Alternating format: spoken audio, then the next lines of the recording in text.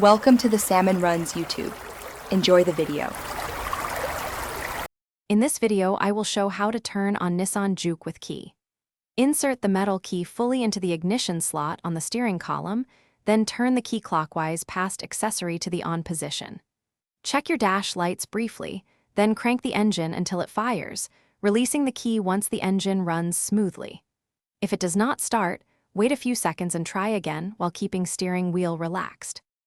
If your Nissan Juke won't start, stay calm and troubleshoot step by step.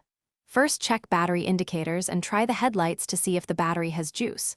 Confirm the transmission is in park or neutral so the starter can engage. Listen for clicking, which often means a weak battery or loose connection.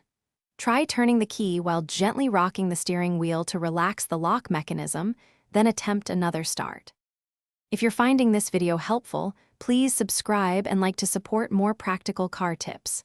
Quick recommendation: life is too short for a stinky car. Grab a Little Tree's black ice to keep your cabin smelling great, especially after a long drive. Check the description for the product link and other deals so you can pick one up easily. Thanks for the support. Now let's get back to the video. Practice a few safety habits when using the key in your Juke to avoid problems. Always set the parking brake and ensure the transmission is in park before starting or stopping the engine. Avoid rapid, repeated cranking to prevent starter overheating and unnecessary battery drain. Remove heavy keychains that can strain the ignition switch and keep the key slot clear of debris. These small steps save time and repair costs over the long run. Thanks for watching. Consider subscribing if we helped you.